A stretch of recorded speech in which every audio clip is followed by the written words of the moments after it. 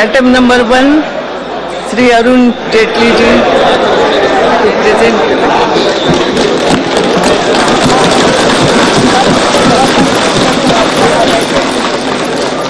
Madam Speaker, I rise to present the budget of the Union for the year 2015-16.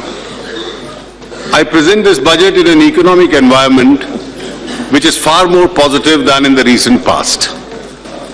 When other countries are facing serious challenges, India is about to take off on a faster growth trajectory once again. The International Monetary Fund has downgraded its earlier forecast of the global economic growth by 0.3%, and the World Trade Organization has revised its forecast of the world trade growth from 5.3 to 4%. Forecasts for India, however, have either been upgraded or remained the same without downgrades. Madam Speaker, we have also embraced the states as equal partners in the process of economic growth. States have been economically empowered more than ever before.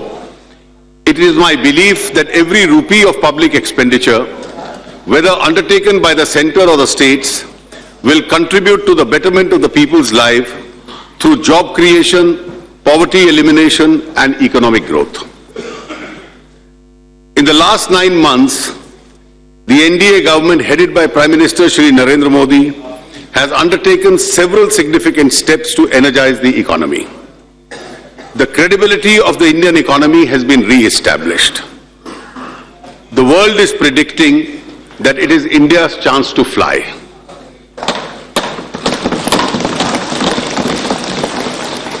कुछ तो फूल खिलाए हमने और कुछ फूल खिलाने हैं।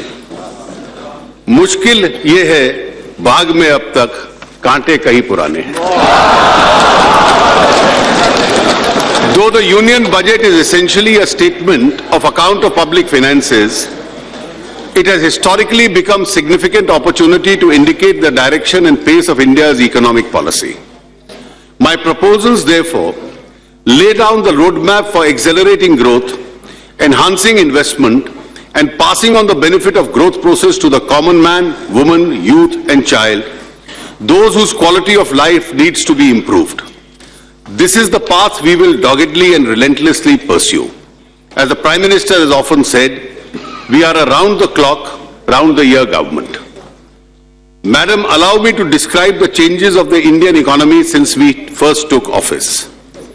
In November 2012, CPI inflation stood at 11.2%. The current account deficit by the first quarter of 2013-14 had reached 4.6% of GDP, and the normal foreign exchange flows until March 2014 were 15 billion US. We inherited a sentiment of, if I may say so, doom and gloom, and the investor community had almost written us off. We have come a long way since then. The latest CPI inflation is 5.1% and the wholesale price inflation is negative. The current account deficit for the year is expected to be below 1.3% of GDP based on the new series. The real GDP growth is expected to accelerate to 7.4%, making India the fastest growing large economy in the world. Foreign inflows since April 2014 have been about 55 billion US, so that our foreign exchange reserves have increased to a record of 340 billion. The rupee has become stronger by 6.4% against a broad basket of currencies, and ours is the second best performing stock market amongst the major economies.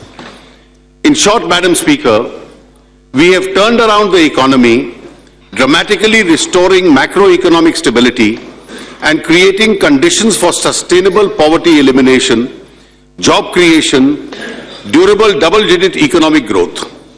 Domestic and international investors are seeing us with renewed interest and hope. While being mindful of the challenges, Madam Speaker, this gives us reason to feel optimistic. With all humility at my command, I submit that this opportunity has arisen because we have created it. The The people of India have voted resoundingly for quick change, faster growth, highest levels of transparency. They wanted the scam, scandal, corruption Raj to end. They wanted a government in which they can trust. We have lived up to that trust. Our actions have not only been confined to the core or the macroeconomic areas alone.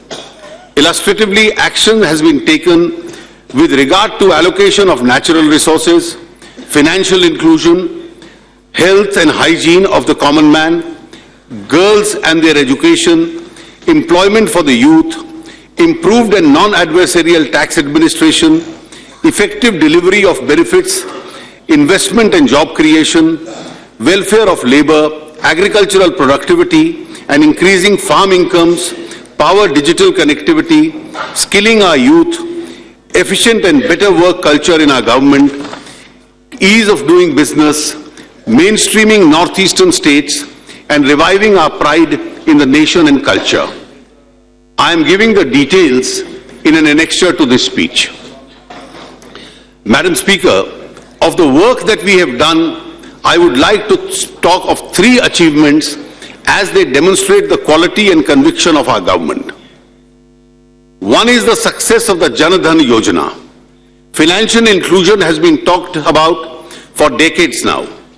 Who would have thought that in a short span of 100 days, over 12.5 crore families could have been brought into the financial mainstream.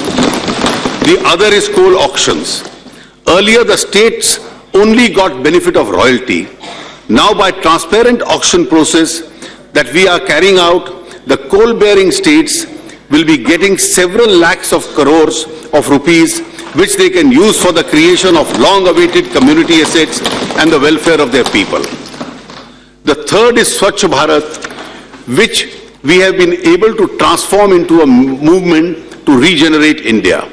I can speak of, for example, the 50 lakh toilets already constructed in 14-15, and I can assure the members of this august house that we will indeed attain the target of building 6 crore toilets.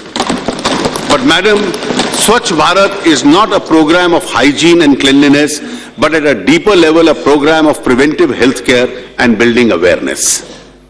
We have now embarked on 2 more game-changing reforms, GST and what the economic survey has called the JMAM Trinity, Janadhan Aadhaar Mobile, to implement the direct transfer of benefits. GST will put in place a state-of-art indirect tax system by 1st April 2016. The JAM Trinity will allow us to transfer benefits in a leakage-proof, well-targeted, cashless manner. Madam Speaker, one of the achievements of my government has been to conquer inflation. This decline, in my view, represents a structural shift. Going forward, we expect the CPI inflation to remain close to 5% by the end of the year. This will allow further easing of monetary policy. To ensure that our victory over inflation is institutionalized and hence continues, we have concluded a monetary policy framework agreement with the Reserve Bank of India, and as I had promised in my budget speech 14-15. This framework clearly states objective of keeping inflation below 6%.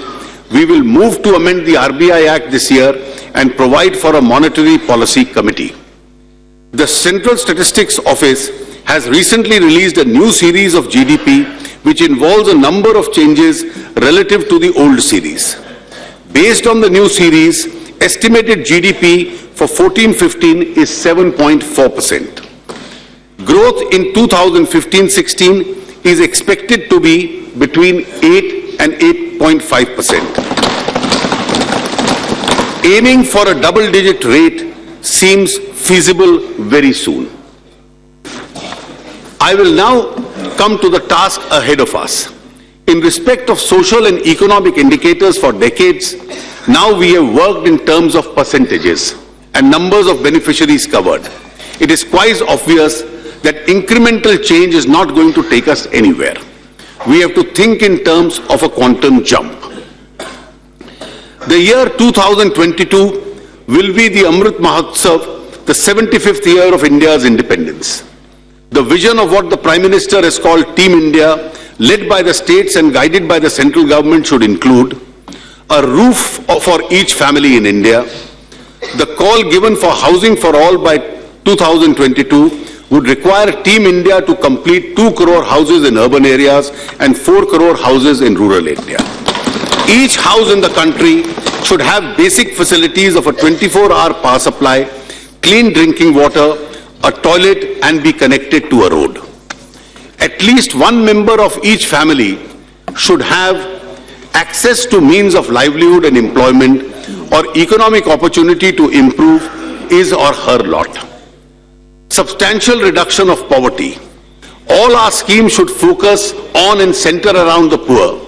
Each of us has to commit ourselves to this task of eliminating absolute poverty. Electrification by 2020 of the remaining 20,000 villages in the country, including the off-grid solar power generation.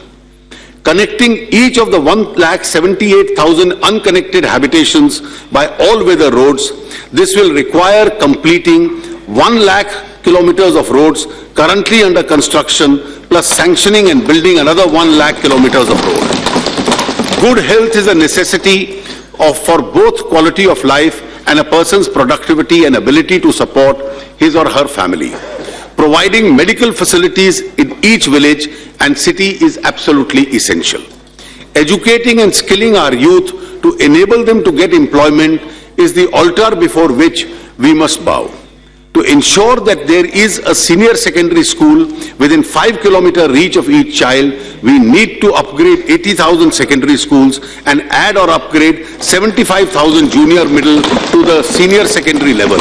We have also to ensure that education improves in terms of quality and learning outcomes. Increase in agricultural productivity and realization of reasonable prices of agricultural production is essential for the welfare of rural people. We should commit to increasing the irrigated area, improving efficiency of existing irrigation schemes, promoting agro-based industries and value addition, and increasing farm incomes and reasonable prices for farm produce. In terms of communication, the rural-urban divide should no longer be acceptable to us.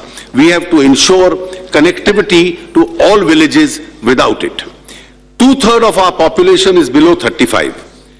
To ensure that our young get proper jobs, we have to aim to make India the manufacturing hub of the world.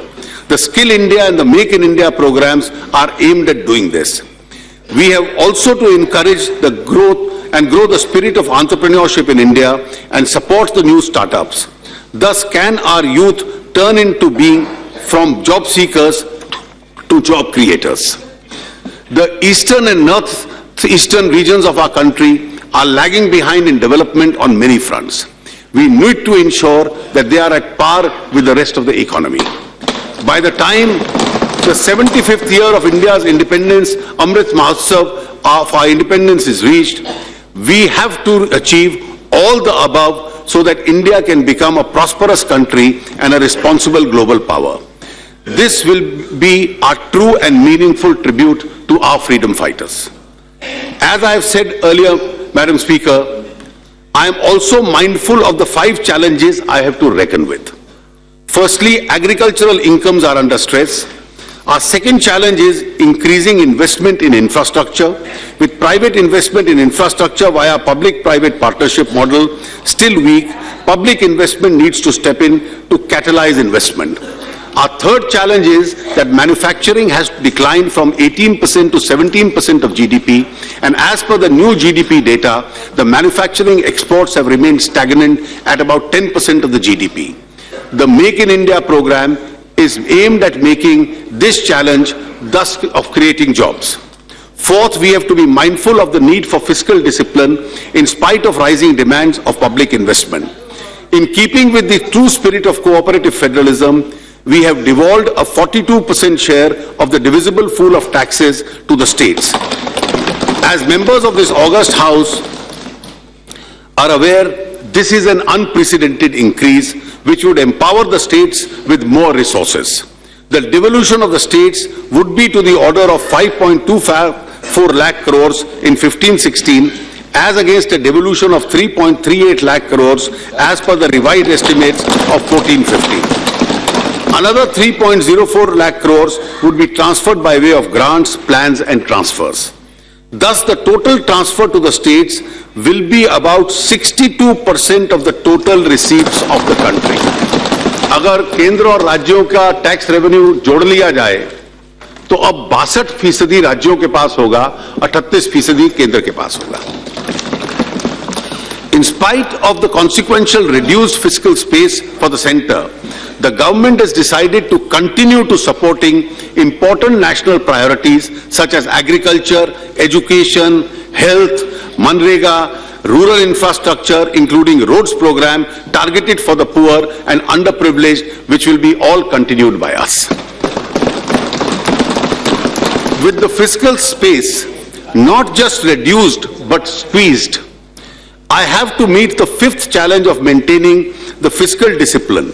Economic growth this year at 11.5% is lower in nominal terms by about 2% due to lower inflation. Consequently, tax buoyancy was also significantly lower. Despite this, madam, I have kept my word and will meet the challenging fiscal target of 4.1% of the GDP which we had inherited. Madam Speaker, I need to overcome these challenges to reduce and eliminate poverty. I want to underscore that my government still remains firm on achieving the medium-term target of 3% of the GDP. This is the fiscal target. But the journey has to take into account the need for increasing public investment. The total additional public investment over and above the RE is planned at rupees 1.25 lakh crores, of which rupees 70,000 crore would be the capital expenditure from the budgetary outlays. We have to take into account the drastically reduced fiscal space, uncertainties in the implementation of the GST will create, and the likely burden of the report of the 7th Pay Commission. Rushing into or insisting on a preset timetable for fiscal consolidation pro-cyclically would, in my opinion, not be pro-growth. With economy improving, the pressure for accelerated fiscal consolidation too has decreased. In these circumstances, I will complete the journey to a fiscal deficit of 3% in 3 years rather than 2 years as envisaged previously. Thus, the next 3 years, my targets are 3.9% for 15-16, 3.5% for 16-17 and 3% for 17-18. The additional fiscal space will go towards funding infrastructure investment. I will be moving amendments accordingly in the Finance Bill to the FRBM Act. Madam Speaker, I want to round up the discussion on fiscal roadmap in an optimistic tone. While there is a positional shift, the aggregate envelope for job creation, poverty elimination and building infrastructure is not disturbed. In fact, it goes up this year and every subsequent year in the same proportion as tax revenues of the union and the state governments increase. From this national perspective of public finances, not only is the path of fiscal consolidation on track, aggregate annual capital expenditure of the government as a whole can be expected to rise significantly by more than 0.5% of the GDP. Yes, अब आप अगर बैठ के भी ये करना चाहे तो you can. Thank you, madam. Yeah. As I need it, I'll certainly request you, madam. Okay. Thank you. Aapka dhanyavad. Madam Speaker, it may be noted that the budget reflects considerable scaling up of the disinvestment figures. This will include both disinvestment in loss-making units and some strategic disinvestments.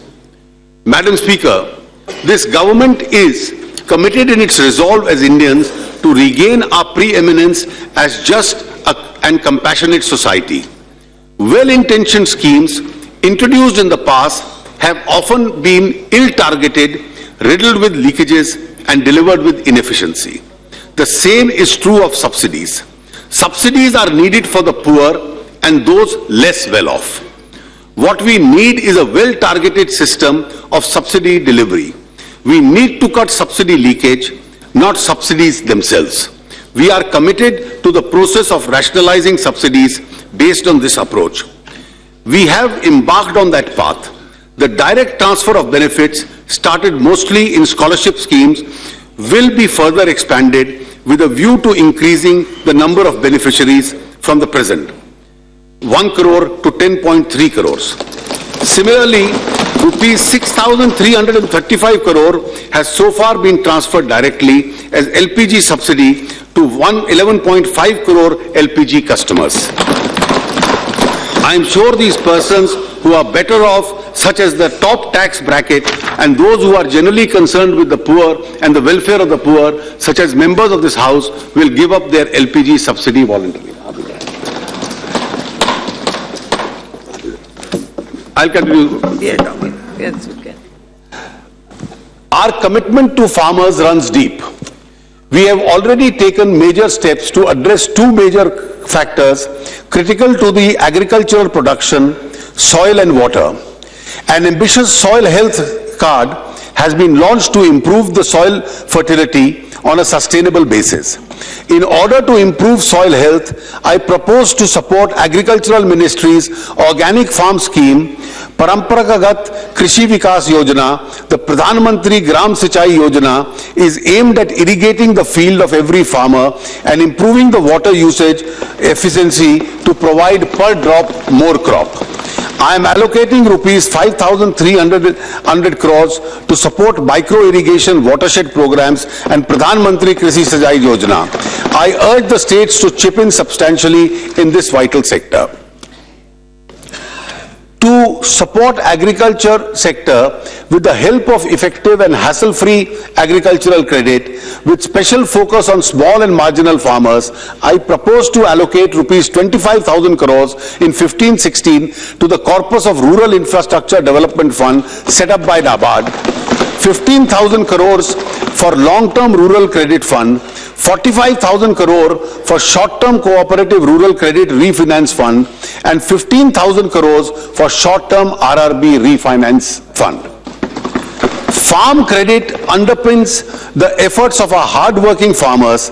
I have therefore set up an ambitious target of rupees 8.5 lakh crores of credit during the year 15-16, which I am sure the banks will surpass. Our government is committed to supporting employment through Manrega. We will ensure that no one who is poor is left without employment. We will focus on improving the quality and effectiveness of activities under Manrega. I have made an initial allocation of rupees 34,699 crores for this program. While the farmer is no longer in the clutches of the local trader, his produce still does not command the best notional price. To increase incomes of farmers, it is felt that we create a national agricultural market which will have incidental benefit of moderating prices. I intend this year to work in the states in NITI for the creation of a unified national agricultural market. Madam Speaker, our government firmly believes that development has to generate inclusive growth.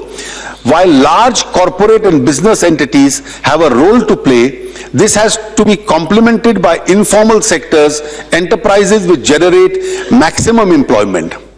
There are 5 crore 77 lakh small business units, mostly individual proprietorships, which run small manufacturing, trading and business service businesses. 62% of these are owned by SC, STs and OBCs. These bottom of the pyramid hard-working entrepreneurs find it difficult, if not impossible, to access formal systems of credit. I therefore propose to create a micro units development refinance agency, Mudra Bank, with a corpus of 20,000 crores and credit guarantee corpus of 3,000 crores. The Mudra Bank will refinance microfinance institutions through a Pradhan Mantri Mudra Yojana. In lending, priority will be given to SC, ST enterprises. These measures will greatly increase the confidence of our young, educated or skilled workers who would now be able to become the first generation entrepreneurs. Existing small businesses too will be able to expand their activities. Just as we are banking the unbanked, we are also funding the unfunded. A significant part of the working capital requirement of the MSME arises due to long receivables in the realization cycle. We are in the process of establishing an electronic trade receivable discounting system, financing of trade receivables of MSMEs from corporates to other buyers through multiple financiers. This should improve the liquidity in the MSME sector significantly. Bankruptcy law reform that bring about a legal certainty and speed has been identified as a key priority for improving the ease of doing business. SICA and BIFR have failed to achieve these objectives.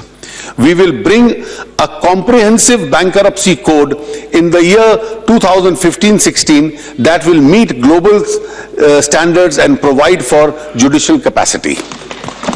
The government is committed to increase access of the people to formal financial system. In this context, the government proposes to utilize the vast postal network with nearly 1,54,000 points of presence spread across villages of the country. I hope the postal department will make its proposed payments bank venture successful so that it contributes to the Pradhan Mantri Jan Dhan Yojana. सारे post offices इससे banking काम के अंदर involve कर लिए जाएंगे.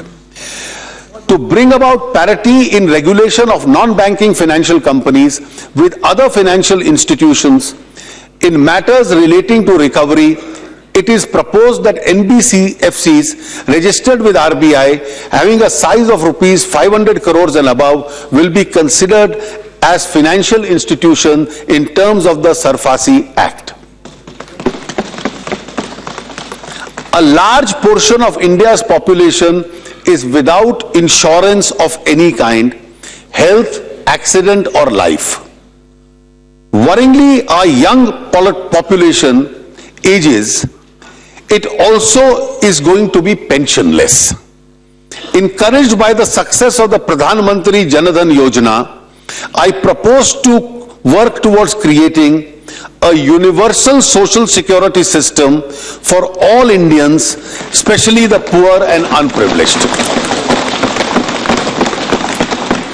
The soon to be launched Pradhan Mantri Suraksha Bima Yojana will cover accident death risk of rupees 2 lakhs for a premium of just rupees 12 per year.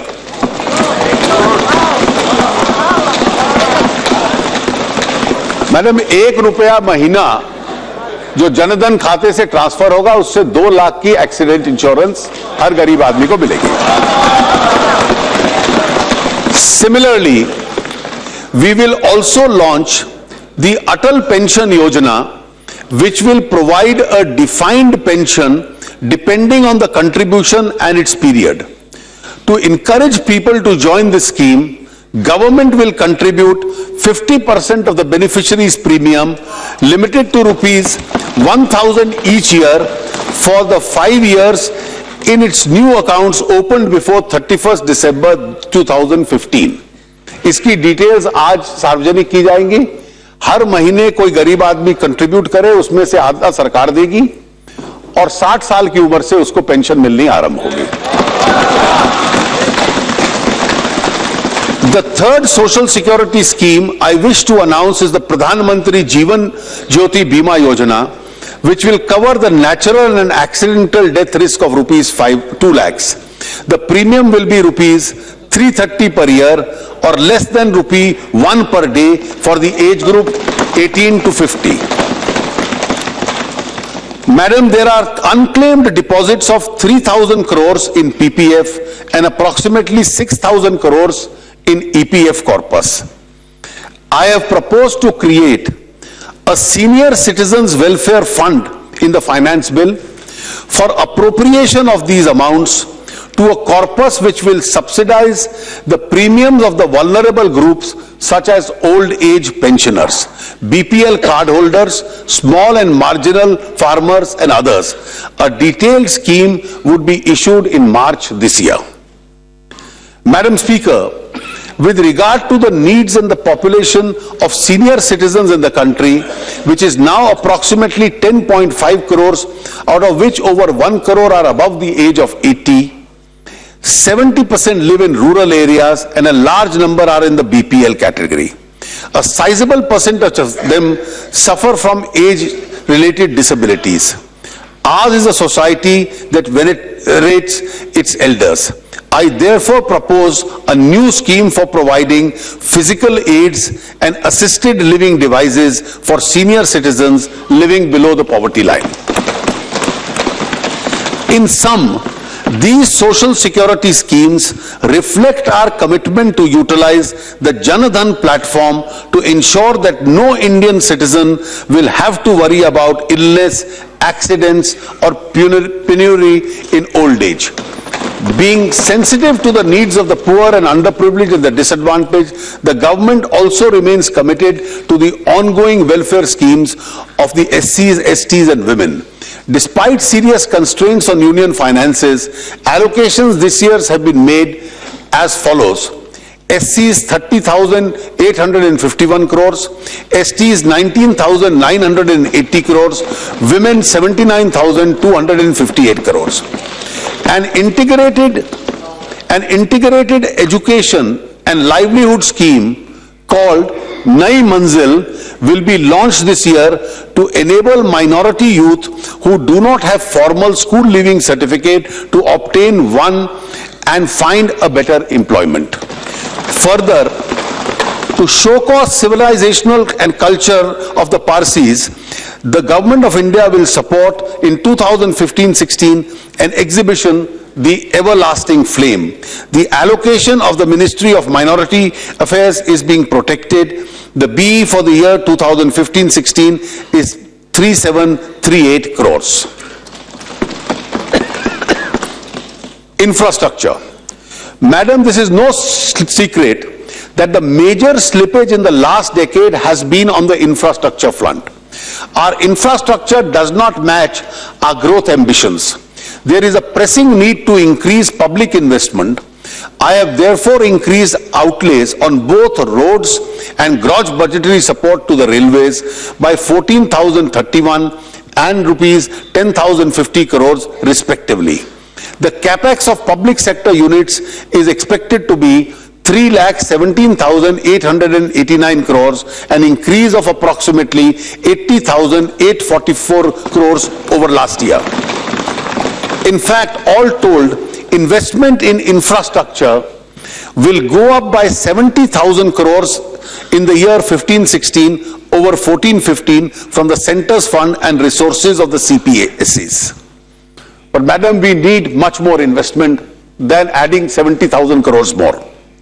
Secondly, I intend to establish a national investment and infrastructure fund, which finds monies to ensure an annual flow of 20,000 crores to it.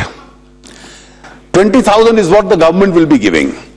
This will enable the trust to raise debt in terms, invest as equity in infrastructure finance companies like the IRFC and the NHB. The infrastructure finance companies can then leverage this extra equity many folds. Thirdly, I also intend to permit tax-free infrastructure bonds for projects in rail, road and irrigation. Fourthly, PPP model of infrastructure development has to be revisited and revitalized. The major issue involved in rebalancing of risk in infrastructure projects, the sovereign will have to bear a major part of the risk without, of course, absorbing it entirely. Fifth, I intend to establish in NITI an Atal Innovation Mission. AIM will be an innovation promotion platform involving academics, entrepreneurs, researchers, and draw upon national and international experiences to foster a culture of innovation, R&D and scientific research. The platform will also provide a network of world-class hubs and grand challenges for India. The initial sum of rupees 150 crore will be earmarked for this purpose. India has a well-regarded world-class IT industry with revenues of US 150 billion, over 100 billion exports, employing nearly 40 lakh people directly. We are now seeing a growing interest in startups, experimenting in cutting-edge technologies, creating value out of ideas, initiatives, and converting them into scalable enterprises and businesses is at the core of our strategy for engaging our youth for inclusive and sustainable growth of the country. Concerns such as more liberal system of raising global capital, incubation facilities in our centers of excellence, funding for seed capital, and growth of the ease of doing business need to be addressed to create 1 lakh jobs and hundreds of billions of dollars in value. With this objective, the government is establishing a mechanism known as Self-Employment and Talent Utilization, SETU, to be techno-financial incubation and facilitation program to support all aspects of startup businesses and other self-employment activities, particularly in the technology-driven areas. I am setting aside 1,000 crores initially for this purpose. As the success of the so-called minor ports has shown, that ports can be an attractive investment possibility for private sector. Ports in public sector need to both attract such investment as well as leverage the huge land resource lying unused with them. To enable us to do so, ports in public sector will be encouraged to corporatize and become companies under the Companies Act. Madam Speaker, investors spend a large amount of time and resources in getting multiple permissions required. We aim towards ease of doing business. I have myself launched an e-biz portal which integrates 14 regulatory permissions at one source. Good states are embracing and joining this platform.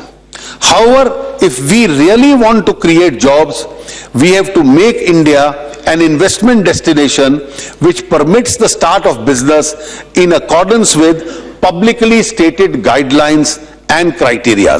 आज permissions में ही सालों साल लग जाते हैं, project शुरू नहीं होते. I intend to appoint an expert committee for the purpose to examine the possibility and prepare a draft legislation where the need for multiple prior permissions can be replaced with a pre-existing regulatory mechanism. आपका regulatory mechanisms में guidelines होंगी, उसके मुताबिक काम शुरू कीजिए, prior permissions का ये substitute होगा. The government also proposes to set up 5 ultra mega power projects, each of 4,000 megawatts, and in the plug and play mode. All clearances and linkages will be in place before the project is awarded by a transparent auction system.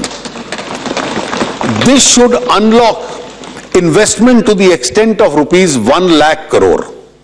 The government would also consider similar plug and play projects in other infrastructure projects such as roads, ports, rails, airports, etc. I am happy to announce that the second unit of the Kudanakalam nuclear power station will be commissioned in the year 15-16. Madam Speaker, I hope to garner some additional resources during the year for tax buoyancy.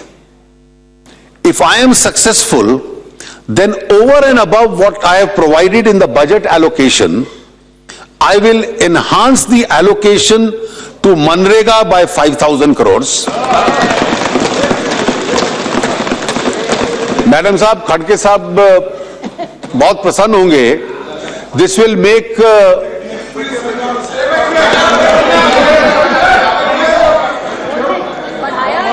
please. I am responding. Why you are so much worried? Madam, this will have two features. This will make this year's allocation the highest ever in Manrega, सबसे अधिक होगी, और उसके साथ साथ जो rural wages कम हो रही हैं उसको बढ़ाने में भी ये लाभ देगी.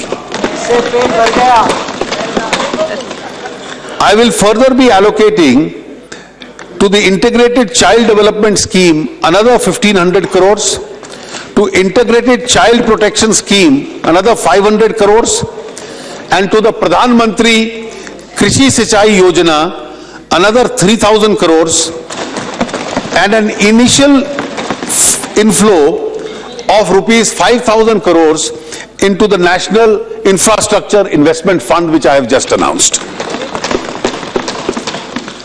Financial markets. One vital factor in promoting investment in India, including the infrastructure sector, is deepening of the Indian bond markets, which will have to bring at the same level as our world-class equity market. I intend to begin this process this year by setting up a public debt management agency which will bring both India's external borrowings and domestic debt under one roof. I also propose to merge the Forward Markets Commission with SEBI to strengthen the regulation of the commodity forward market and reduce wild speculation. Enabling legislation amending Government Securities Act and the RBI Act is proposed in the Finance Bill. Capital accounts controls is a policy rather than a regulatory matter. I propose to amend through the Finance Bill Section 6 of FEMA to clearly provide that control of capital flows as equity will be exercised by the government. A properly functioning capital market also requires proper consumer protection. I therefore propose to create a task force to establish a sector-neutral financial redressal agency that will give grievances against all financial service providers that will address. I am also glad to inform the House that the work assigned to the Task Force on Financial Data Management Center, Financial Sector Appellate Tribunal, the Resolution Corporation, the Public Debt Management Agency are progressing satisfactorily. We have also received a large number of suggestions from the Indian Financial Code, which are currently being reviewed by the Justice Sri Krishna Committee. I hope sooner than later to introduce the Indian Financial Code in Parliament for consideration. Madam Speaker, this is just the beginning. I have a vision of putting in place a direct tax regime which is internationally competitive on rates, is without exemptions, incentivizes savings, and does not realize tax from intermediaries. Such a direct regime would be matched by a modernized indirect tax regime we are putting in place by way of GST and will bring both greater transparency and greater investment. Madam Speaker, with regard to the dormant Employees Provident Fund accounts and the claim ratios of the ESI is too well known to be repeated here, it has been remarked that both EPF and ESI have hostages rather than clients. Further, the low-paid worker suffers deductions greater than better-paid workers in percentage terms. With respect to Employees Provident Fund, the employee needs to be provided with two options. Firstly, the employee may opt for EPF or for the new pension scheme. Secondly, for employees below a certain threshold of income, contributions to EPF should be optional without affecting or reducing the employer's contribution. With respect to ESI, the employee should have the option of choosing either ESI or health insurance product recognized by the IDRA. We intend to bring amending legislation in this regard after stakeholder consultation. Madam, India is the largest consumer of gold in the world. It imports as much as 800 to 1,000 tons of gold each year. Those stocks of gold are estimated to be over 20,000 tons. Mostly this gold is neither traded nor monetized. I propose the following. 1. Introduce a gold monetization scheme which will replace both the present gold deposit and gold metal loans. The new scheme will allow depositors of gold to earn interest in their metal account and jewelers to obtain loans in their metal account. Banks and other dealers would also be able to monetize this gold. 2. Develop an alternative financial asset, a sovereign gold bond, as an alternative to purchasing metal gold. The bond will carry a fixed rate of interest and also be a redeemable in cash in terms of face value of gold at a time of redemption by the holder of bond. 3. Commence work on developing the Indian gold coin which carries the Ashoka Chakra on its face. Such an Indian gold coin would help to reduce the demand for coins minted outside India and also help to recycle the gold available in the country. On way to curb the flow of black money is to discourage transactions in cash. Now majority of Indians has or can have a RuPay debit card. All Jan Dhan account holders have a RuPay debit card. I therefore propose to announce very soon several measures that will incentivize credit or debit card transactions and disincentivize cash transactions. This will be in the direction of making India a cashless society. Alternative investment funds have been notified by SEBI. Such alternative investment funds provide another vehicle for facilitating domestic investments. Keeping in view the need to increase investment from all sources, I propose to allow foreign investment in alternative investment funds. To simplify further the procedures of Indian companies to attract foreign investment, I propose to do away with the distinction between different types of foreign investments, especially between foreign portfolio investment and foreign direct investment, and replace them with composite caps. The sectors which are already on a 100% automatic route would not be affected. The Act East policy of the Government of India endeavors to cultivate extensive economic and strategic relations in Southeast Asia. In order to catalyze investment from private sector in this region, a project development company will, through separate special purpose vehicles, will set up manufacturing hubs in CMLV countries, namely Cambodia, Myanmar, Laos and Vietnam. My government is committed to the safety and security of women. In order to support the programs of women security, advocacy and awareness, I have decided to provide another 1,000 crores to the Nirbhaya Fund. While India has 25 World Cultural Heritage Sites, their facilities are still deficient and require restoration, including landscape restoration, signage, interpretation, centers, parking, access for differently abled visitors. Amenities including securities, toilets, illumination, plans for benefiting communities and around them. I propose this year, and I hope this practice continues for next year's onwards also, to start working on these lines and develop with central support the following heritage sites. 1. The churches and convents of Old Goa. 2. Hampi in Karnataka.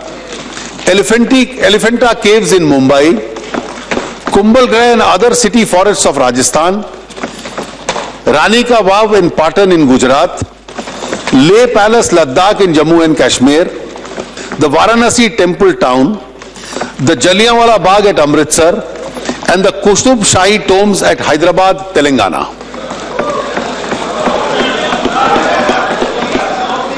Wait. After the success,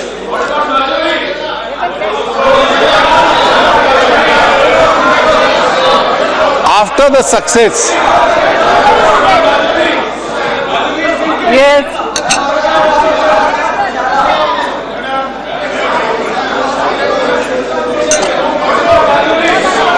After the success of the visas on arrival, issued to travelers of 43 countries. 43 countries.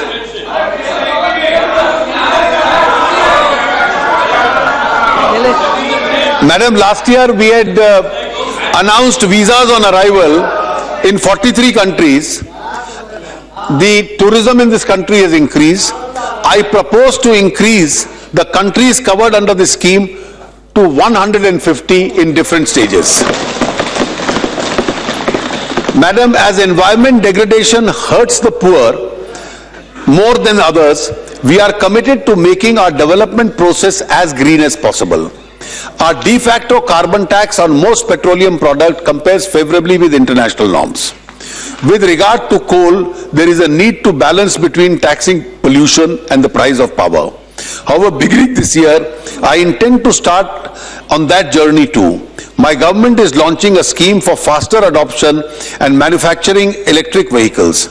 I am proposing an initial outlay of 75 crores in this scheme for 15-16. The Ministry of New Renewable Energy has revised its target of renewable energy to 1,75,000 megawatts in 2022, comprising of 100,000 in solar, 60,000 in wind, 10,000 in biomass and 5,000 of small hydro.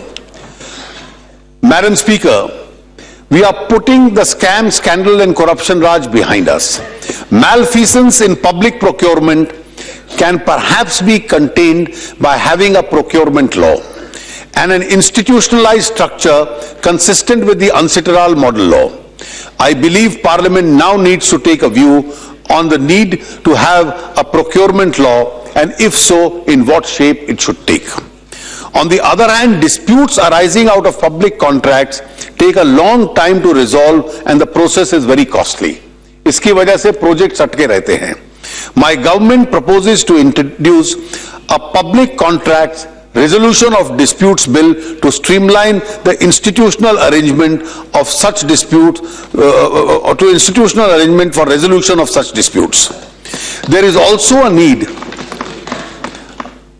I feel, to tackle the lack of common approach and philosophy in regulatory arrangements prevailing even within the different sectors of infrastructure.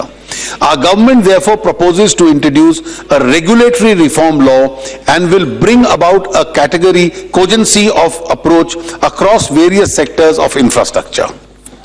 India is one of the youngest nations of the world with more than 54% of the total population below 25 years of age. Our young people have to be both educated and employable for the jobs of the 21st century. The Prime Minister has explained on how Skill India needs to be closely coordinated with Make in India. Yet today, less than 5% of our potential workforce gets formal skill training to be employable and stay employable. We will soon be launching a national skills mission through Skill Development and Entrepreneurship Ministry. The mission will consolidate skill initiatives spread across several ministries and allow us to standardize procedures and outcomes of our 31 sectors skill councils. With rural population still forming close to 70% of India's population, enhancing employability of rural youth is the key to unlocking India's demographic dividend. With this in mind, we have launched the Deen Dayal Upadhyaya Gramin Kushal Yojana. Rupees 1,500 crores has been set apart for this scheme. Disbursement will be through a digital voucher directly into qualified student bank account. This year, when we will be entering the 100th birth anniversary of Pandit Deen Dayal Upadhyaya, the intention of the government is to celebrate the anniversary of the great nationalist in a befitting manner. A 100th birthday celebration committee will be announced soon and adequate resources provided for the same. With a view to enable all poor and middle class students to pursue higher education in their choice without constraint of funds, I propose to set up a fully IT-based student financial aid authority to administer and monitor scholarship, as also the educational loan scheme through the Pradhan Mantri Vidya Lakshmi Karyakram. We will ensure that no student misses out on higher education for lack of funds.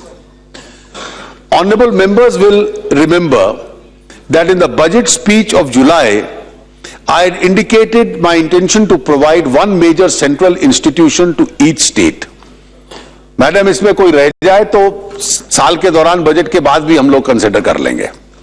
In this fiscal year, I propose to set up an All India Institute of Medical Sciences in Jammu and Kashmir, Punjab, Tamil Nadu, Himachal Pradesh and Assam.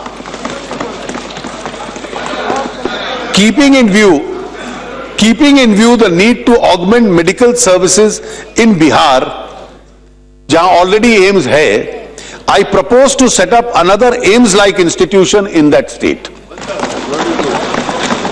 I propose to set up an IIT in Karnataka, upgrade the Indian School of Mines Dhanbad to a full IIT. I propose to set up a postgraduate institute of horticulture research in Amritsar. IIMs will be set up in Jammu and Kashmir and Andhra Pradesh. In Kerala, I propose to upgrade the existing National Institute of Speech and Hearing into a University of Disability Studies and Rehabilitation. I am also proposing 3 new national institutions of pharmaceutical education and research in Maharashtra, Rajasthan and Chhattisgarh, and institutions of science and educational research in Nagaland and Odisha. I am also proposing for Northeast to set up a center for film production, animation and gaming in Arunachal Pradesh and an apprentice training institute for women in Haryana and Uttarakhand. In order to improve the governance of public sector banks, the government intends to announce an autonomous bank board bureau. The bureau will search and select heads of public sector banks and help them in developing differentiated strategies of capital raising plans through innovative financial methods and instruments. This would be an interim step toward establishing a holding and an investment company for banks. Madam, I would like to inform the House that we are making good progress on Digital India. The National Optical Fiber Network of 7.5 lakh kilometers, networking 2.5 lakh villages, is being further speeded up by allowing willing states to undertake its execution on reimbursement of cost as determined by the Department of Telecommunication. Andhra Pradesh is the first state to have opted for this manner of implementation. As members are aware, in making a recommendation, the Finance Commission has not distinguished between special category and other states. Moreover, both Bihar and West Bengal are going to be amongst the biggest beneficiaries of the recommendations of the Finance Commission. Yet, eastern states have to be given an opportunity to grow faster. This is what the Prime Minister reiterated even yesterday, that East needs an extra boost. I therefore propose to give similar special assistance to Bihar and West Bengal as has been provided in the case by the Government of India, as has been provided in the case of Andhra Pradesh. As regards Andhra Pradesh and Telangana, the government is committed to comply with all legal commitments to these states at the time of reorganization. In spite of large devolution of states to the states, which implies reduced fiscal space for the center, in the same proportion, we are committed to the welfare of the poor and neo-middle class. Keeping this in mind, adequate provision is being made for schemes for the poor and disadvantaged. Illustratively, I have allocated 68,968 crores to the educational sector, including midday meals, 33,152 to the health sector, 79,526 crores to the rural development activities, including Manrega, 22,407 for housing and urban development, 10,351 for women and child development, 4,173 for water resources and Nemami Gange. The significant sums will be spent by the states on these programs will be ensure that the quantum of leap in expenditure in these areas. I urge the states to utilize their enhanced resources effectively in these areas. Madam Speaker, I am delighted to report a good progress of DMIC corridor on the Ahmedabad-Durera investment region in Gujarat and the Sehendra Bidkin Industrial Park near Aurangabad. In Maharashtra, are now in a position to start work on basic infrastructure.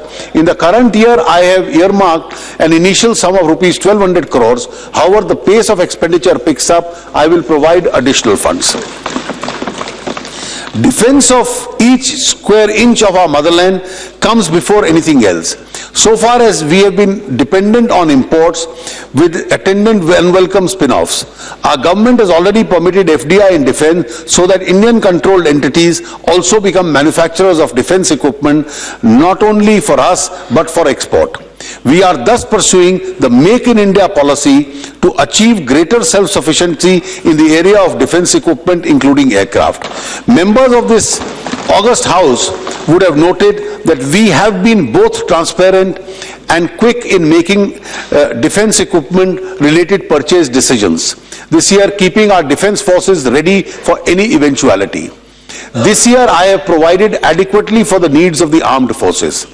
As against the expenditure of the current year at 2,22,370 crores, the budget allocation for 15-16 is 2,46,727 crores.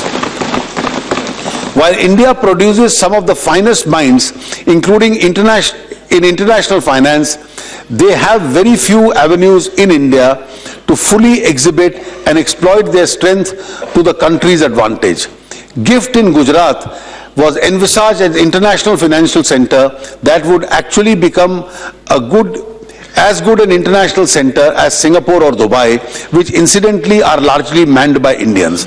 The proposal has languished for years. I am glad to announce that the first phase of GIFT will now become a reality. Appropriate regulations will be issued in the month of March.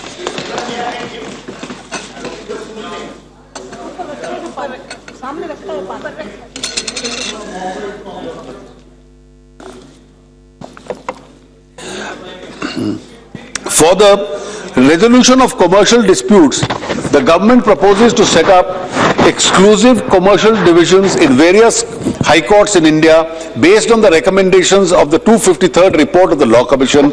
The government proposes to introduce a bill in Parliament after consulting stakeholders.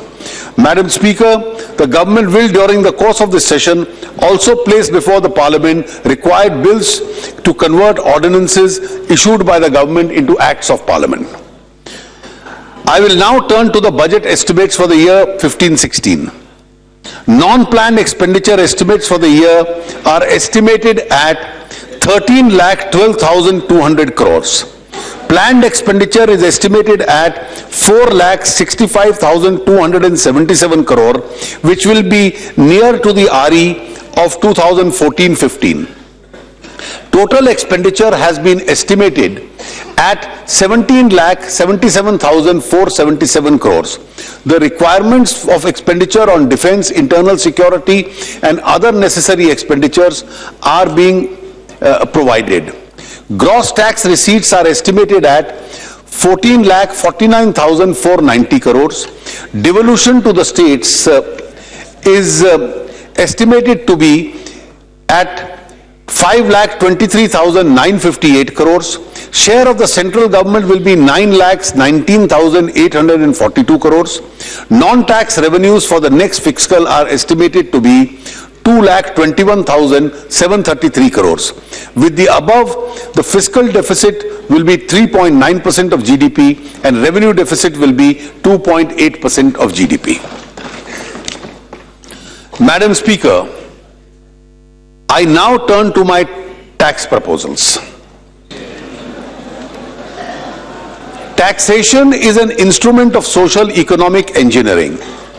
Tax collections help the government to provide education, healthcare, housing and other basic facilities to the people to improve their quality of life and to address the problems of poverty, unemployment and slow development.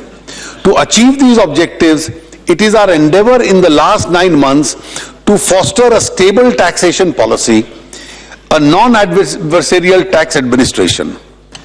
A very important dimension to our tax administration is the fight against the scourge of black money. A number of measures have already been taken in this direction. I propose to do much more. We need to revive growth and investment to ensure that more jobs are created for our youth and benefits of development reach millions of our people. We need to enable tax policy for this. I have already introduced a bill to amend the Constitution of India for goods and services tax in the last session of this August House. GST is expected to play a transformative role in the way of our economy functions.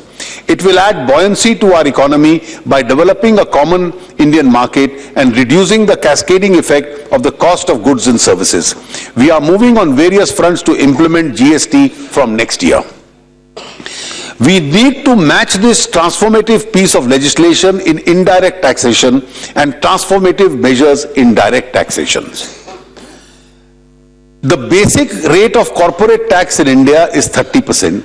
It is higher than the rates prevalent in other major Asian countries, making our domestic industry uncompetitive. Moreover, the effective collection of corporate tax is only 23%. We lose out on both counts. We are considered as having a high corporate tax regime, but we do not get that tax due to excessive exemptions. A regime of exemptions has led to pressure groups, litigations, and loss of revenue. It has also given room for avoidable discretion. I therefore propose to reduce the rate of corporate tax for 30% to 25% over the next 4 years. This will lead to higher level of investment, higher level of growth, and more jobs. This process of reduction has to be necessarily accompanied by rationalization and removal of various kinds of exemptions and incentives for corporate taxpayers, which incidentally account for a large number of tax disputes. I wanted to start the phased reduction of corporate tax and the phased elimination of exemptions right away. But I thought it would be appropriate to give advance notice of these changes, which will start from next financial year onwards. Our stated policy is to avoid surprises and instability in tax policy. Exemption to individual taxpayers will, however, continue since they facilitate savings and get transferred to investment and economic growth. While finalizing my tax proposals, I have adopted certain broad themes, which include measures to curb black money, job creation through revival of growth and investment and promotion of domestic manufacturing and Make in India, minimum government and maximum governance to improve the case of doing business, benefits to middle-class taxpayers, improving the quality of life and robust health through Swachh Bharat initiatives, standalone proposals to maximize benefits to the economy. Madam Speaker, the first and foremost pillar of my tax proposals is to effectively deal with the problem of black money, which eats into the vitals of our economy and society. The problem of poverty and inequity cannot be eliminated unless generation of black money and its concealment is dealt with effectively and forcefully. In the last 9 months, several measures have been initiated in this direction. A major breakthrough was achieved in October 2014 when a delegation of the Revenue Department visited Switzerland and Swiss authorities agreed to provide information in respect of cases independently investigated by Income Tax Department, confirm the genuineness of bank accounts and provide non-banking information, provide such information in a time-bound manner, commence talks with India for automatic exchange of information between the two countries at its earliest. Investigation into cases of undisclosed foreign assets has been accorded the highest priority, resulting in detection of substantial amounts of unreported income. For strengthening collection of information from various sources domestically, a new structure is being put in place which includes electronic filing of statements by reporting entities. This will ensure seamless integration of data and more effective enforcement. Tracking down black money and bringing back to wealth which legitimately belongs to this country is our abiding commitment. Recognizing the limitations under existing legislation, we have taken a considered decision to enact a comprehensive new law on black money to deal with monies which are stashed abroad. To this intent, I propose to introduce the bill in the current session of Parliament. With your permission, Madam Speaker, I would like to give some highlights and key features of the proposed bill. Concealment of income and asset and evasion of tax in relation to a foreign asset will be prosecutable with punishment of rigorous imprisonment up to 10 years. This offence will be made non-compoundable. The offender will not be permitted to approach the Settlement Commission. Penalty for such concealment of income and assets will be at the rate of 300% of the tax shall be levied. Non-filing of return or filing of return with inadequate disclosures of foreign asset will be liable for prosecution and punishment of rigorous imprisonment up to 7 years. Income in relation to undisclosed foreign asset or undisclosed income from any asset will be taxable at the maximum marginal rate. Exemption or deduction which may otherwise be applicable in such cases shall not be allowed. Beneficial owner or beneficiary of foreign asset will be mandatorily required to file a return even if there is no taxable income. Abettors of such offences, whether individuals, entities, banks or financial institutions, will be liable for prosecution and penalty. Date of opening of foreign account would mandatorily be required to be specified by the assessee in the return of income. The offence of concealment of income, of evasion of tax in relation to foreign asset will be made a predicate offence under the Prevention of Money Laundering Act. This provision would enable enforcement agencies to attach and confiscate unaccounted assets held abroad and launch prosecution against person indulging in laundering of black money. The definition of proceeds of crime under PMLA is being amended to enable attachment and confiscation of equivalent asset in India where the asset located abroad cannot be forfeited. The Foreign Exchange Management Act is being amended to the effect that if any foreign exchange, foreign security or immovable property situated outside India is held in contravention of the provisions of the Act, then action can be taken for seizure and eventual confiscation of assets of equivalent value in India. These contraventions are also being made liable for levy of penalty and prosecution with a punishment of imprisonment up to 5 years. With regard to curbing domestic black money, a new and more comprehensive bill, Benami Transaction Prohibition Bill, will be introduced in the current session of Parliament. The law will enable the confiscation of Benami property and provide for prosecution, thus blocking a major avenue for generation and holding of black money in the form of Benami property, especially in real estate. A few other measures are being proposed in the budget for curbing of black money. The Finance Bill includes a proposal to amend the Income Tax Act to prohibit acceptance of an amount of advance of rupees 20,000 or more in cash for purchase of immovable property. Quoting of the PAN number is being made mandatory for purchase of any sale exceeding a value of rupees 1 lakh. The third parties reporting entities would be required to furnish information about foreign currency sales, cross-border transactions. Provisions are also being made to tackle splitting of reportable transactions. To improve enforcement, CBDT and CBEC will leverage technology and have access to information in each other's database. Madam Speaker, the second pillar of my taxation proposal this year is job creation through revival of growth and investment and promotion of domestic manufacturing and Make in India. I propose to undertake a series of steps in this direction to attract capital both domestic and foreign. Tax pass-through is proposed to be allowed in Category 1 and Category 2. alternative investment funds so that tax can be levied on the investors in these funds and not on the fund per se. This will step up the ability of these funds to mobilize higher resources and make higher investments in small and medium enterprises, infrastructure and social projects, and provide the much required private equity to the new venture of startups. A step was taken in the last budget to encourage the real estate investment trust and the infrastructure investment trust by providing partial pass-through to them. These collective investment vehicles have an important role to revive construction activity. A large quantum of funds are unlocked in various completed projects which need to be released to facilities, new infrastructure projects to take off.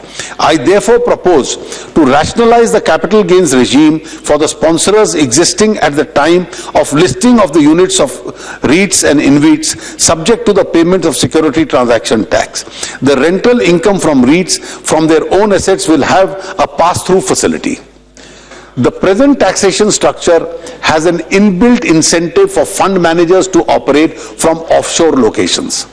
To encourage such offshore fund managers to relocate back to India, I propose to modify the permanent establishment norms to the effect that mere presence of a fund manager in India would not constitute a permanent establishment of the offshore fund, resulting in adverse tax consequences. Implementation of general anti-avoidance rule has been a matter of public debate. The investment sentiment in the country has now turned positive, and we need to accelerate this momentum. There are also certain contentious issues relating to GAR which we need to resolve. It has therefore been decided to defer the applicability of GAR by 2 years. Further, it has also been decided, when implemented, that GAR would apply prospectively to investments made on or after 1/4/2017. Today, I see a lot of young entrepreneurs running businesses, ventures, and wanting to start new ones.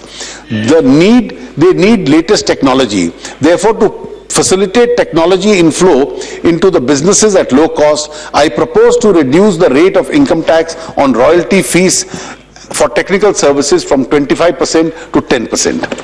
To generate employment opportunities, it is proposed to extend the benefit of deduction of employment of new regular workmen to all business entities. The eligibility threshold of minimum 100 workmen is being reduced to 50. The role of indirect taxes has also been very important in the context of promotion of domestic manufacturing and Make in India. In indirect taxes, therefore, I propose to reduce the rate of basic custom duty on certain inputs, raw material, intermediates, and components in all 22 items so as to minimize the impact of duty inversion and reduce manufacturing costs in several sectors. Some of these changes will address the problem of Senvat credit accumulation due to the levy of SAD. I propose to fully exempt all goods except populated printed circuit boards for the use in manufacturing of the ITA bound items from SAD and reduce the SAD on imports of certain other inputs of raw materials subject to the actual user condition. These changes are detailed in an annexure to my budget speech. My next proposal is regarding minimum government and maximum governance, with focus on the ease of doing business and simplification of tax procedures without compromising on tax revenues. The total wealth tax collection in the country is 1,008 crores in 13-14. Should a tax which leads to high cost of collection and low cost and low yield be continued, or should it be replaced with a low cost higher yield tax? The rich and wealthy must pay more tax than the less affluent ones. I have therefore decided to abolish wealth tax and replace it with an additional 2% surcharge on the super rich with a taxable income of over rupees 1 crore. This will lead to tax simplification and enable the department to focus on ensuring compliance and widening of the tax base. as against a tax sacrifice of 1,008 crores. Through this measure, the department would be collecting an additional rupees 9,000 crores on the 2% additional surcharge. Further, to track wealth held by individuals and entities, the information regarding assets which are currently required to be furnished in the wealth tax return will be captured in the income tax returns. This will ensure the abolition of wealth tax does not lead to escape of any income from the tax net. The provisions relating to indirect transfers of income tax, which is a legacy from the previous government, contains several ambiguities. This provision is being suitably cleaned up. Further concerns regarding applicability of indirect transfers, provisions to dividends paid by foreign companies to their stakeholders will be addressed by the CBDT through a clarificatory circular. These changes would eliminate the scope for discretionary exercise of power and provide a hassle-free structure to the taxpayers. I reiterate what I have said in the last budget, that ordinarily retrospective tax provisions adversely impact on stability and predictability of the taxation regime, and resort to such provisions shall be avoided. Further, to reduce associated hassles to smaller taxpayers and compliance of cost in domestic transfer pricing, I propose to increase the threshold limit from rupees 5 crores to 20 crores. In order to rationalize the MAT provisions for FIIs, profits corresponding to their income from capital gains on transactions in securities which are liable to tax at a lower rate shall not be subject to MAT. The Tax Administration Reforms Commission has given a number of recommendations to improve administration in tax department. These recommendations are in the advanced stage of examination and will appropriately be implemented during the course of the year. As a part of the GST, I had proposed to subsume educational cess and the secondary and higher educational cess in the central excise duty. In effect, the general rate of central excise duty of 12.36% including cess is now being rounded off to 12.5%. I propose to revise the specific rate of central excise duty in certain other commodities as detailed in the annexure. However, in the case of petrol and diesel, such specific rates are being revised only to the extent of subsuming the quantum of educational cess presently levied on them, keeping the total incidence of excise duties unchanged. The ad valorem rate of excise duties lower than 12% and those higher than 12%, with a few exceptions, are not being increased. Some changes are also being made to the excise levy on cigarettes and compounded levy scheme applicable to pan masala, gutka and certain other tobacco items. To give a boost to domestic leather footwear industry, the excise duty on footwear where leather uppers and having retail price of more than 1,000 per pair is being reduced to 6%. To further facilitate the ease of doing business, online excise and service tax registrations will be done in 2 working days. The assessees under the taxes will be allowed to issue digitally signed invoices and maintain electronic records. These measures will cut down a lot of paperwork, red tape, time limit for taking SENVAT credit into inputs and input services are being increased from 6% to 1 year as a measure of business facilitation. Introduction of GST is clearly awaited by trade and industry. To facilitate smooth transition of levy of tax on services by both center and states, it is proposed to increase the present rate of service tax plus education test from 12.36 to a consolidated rate of 14%. Madam Speaker, cleanliness of households and cleanliness environment are very important social causes. The 4th pillar of my taxation proposal this year therefore relates to initiatives for the Swachh Bharat Abhiyan. In my direct tax proposals, I have proposed a 100% deduction for contributions other than by way of CSR contributions to the Swachh Bharat Kosh. A similar tax treatment is also being proposed for the Clean Ganga Fund. In indirect taxes, I propose to increase the clean energy cess from 100 to 200 rupees 200 per metric ton of coal to finance the clean environment initiatives. Excise duty on sacks of bags of polymer of ethylene other than those for industrial use is being increased from 12 to 15%. It is proposed to have an enabling provision to levy Swachh Bharat cess at a rate of 2% or less on all services if the need arises. This cess will be effective from a date to be notified. Resources generated from this cess will be used for financing and promoting initiatives towards Swachh Bharat.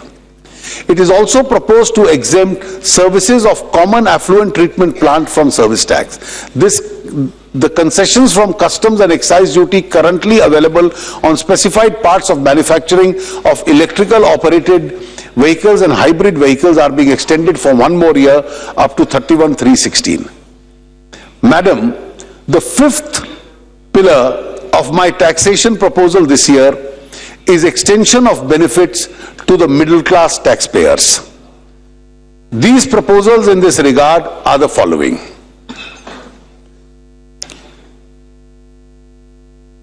Increase in limit of deduction of health insurance premium from 15,000 to 25,000 rupees. Madam, this is being done to encourage people to take health insurances as a part of our social security program. This will also enable a tax rebate. For senior citizens, this limit will be increased to 30,000 from the existing 10,000. For very senior citizens of the age of 80 years or above who are not covered by health insurance, deduction of rupees 30,000 towards expenditure incurred on their treatment will be allowed. हर वरिष्ठ नागरिक को 30,000 रुपए का सालाना deduction medical treatment का मिलेगा. The deduction limit of 60,000 towards expenditure on account of specified diseases of serious nature is proposed to be enhanced to 80,000 in the case of senior citizens. Additional deduction of 25,000 will be allowed for differently abled persons under Section 80DD and Section 80U of the Income Tax Act. The limit of deduction on account of contribution to a pension fund and the new pension scheme is proposed to be increased from rupees 1 lakh to 1,50,000 each year. The next proposal, madam, is important. To provide social safety net, the facility of pension to individuals, an additional deduction of rupees 50,000 is proposed to be provided for contribution to the new pension scheme under Section 80CCD. This will enable India to become a pensioned society instead of a pensionless society. तो अपने जीवन के earning काल में जो भी pension fund को 50,000 रुपए तक देगा सालाना, उसको टैक्स की उस वर्ष की छूट मिलेगी ताकि ये आगे जाके वरिष्ठ आयु में उसकी पेंशन बन सके. Investments in the Sukanya Samriddhi scheme, which was recently launched by the Prime Minister, is already eligible for deduction under 80C. All payments made for the beneficiaries, that is the girl child, including interest payment on deposits, will be fully exempted from tax.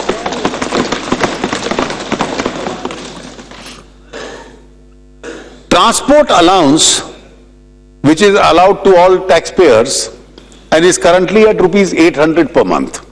Transport allowance exemption is being increased from rupees 800 to rupees 1600 per month.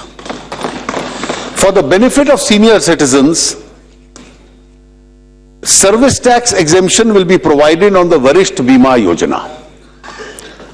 Madam Speaker, I am giving these concessions to individual taxpayers despite inadequate fiscal space after taking into account the tax concessions given to the middle class payers in my last budget and in the present one, including the earlier concessions. An individual taxpayer can now get a benefit up to rupees 4,44,200 as detailed in the annexure. As and when my fiscal capacity improves, individual taxpayers will have a lot to look forward to. Madam Speaker, there are several standalone proposals relating to taxation. These include conversion of existing excise duty on petrol and diesel to the extent of rupees 4 per litre to road cess to fund investment in roads and other infrastructure. ये जो कल विषय उठे यहाँ पर कि दुनिया में तेल की कीमत में कमी हुई है, जो उपभोक्ता को भी दिया है, उसमें से कुछ लाभ हाईवे कंस्ट्रक्शंस के लिए और रेलवेज के लिए भी उसका प्रयोग होगा. An additional sum of rupees 40,000 will be made available through this measure to these sectors. In service tax, exemption is being extended to certain pre-cold storage services in relation to fruits and vegetables so as to incentivize value addition in the crucial sector. The negative list under the service tax is being slightly pruned and certain other exemptions are being withdrawn to widen the tax base. Yoga is India's well-acknowledged gift to the world. It is proposed to include yoga within the ambit of charitable purposes of Section 215 of the Income Tax Act. Further, to mitigate problems faced by many genuine charitable organizations, it is proposed to modify ceiling on receipts from activities in the nature of trade, commerce, business to 20% of the total receipts from existing ceiling of 25 lakhs. A national database on the non-profit organization is being developed. Enactment of the direct tax code has been under discussion for quite some time. Most of the provisions of the direct tax code have been included in the Income Tax Act. Amongst the very few aspects of the DTC which were left out, we had addressed some issues in the present budget. Further, jurisprudence on income tax is well evolved. Considering these aspects, there is no great merit in going ahead with the direct tax code as it exists today. Madam, the detailed direct and indirect proposals are given in the annexure to the budget speech and the other budget documents which are being laid on the table of the House. My direct tax proposals would lead to a loss of revenue of rupees 8,315 crore, whereas my proposal in indirect will yield rupees 23,383 crores. The net impact of my all tax proposals would be a revenue gain of 15,068. To conclude, Madam, it is no secret that expectations from this budget have been high. People who urge us to undertake big bang reforms also say that the Indian economy is a supergiant which moves slowly but surely. Even our worst critics would admit that we have moved rapidly. In this speech, I have clearly outlined not only what we are going to do immediately, but also a roadmap for the future. I think I can genuinely stake for our government a claim of intellectual honesty. We have been consistent in what we have said and what we are doing. We are committed, Madam Speaker, to achieving what we have been voted to power for. Change, growth, jobs, and genuine effective upliftment of the poor and underprivileged. Our commitment to the Daridra Narayan is steadfast, and is our commitment to constitutional principles of equality and justice for all without concern of caste, creed and religion. This is in the spirit of the Upanishads inspired mantra, Om Sarve Bhavantu Sukhina, Sarve Santu Niramaya, Sarve Bhadrani Paschyantu, Ma Kaschit Dukh Bhag Bhavet. With these words, Madam, I commend the budget to this Honorable House. Shri Arun Jaitley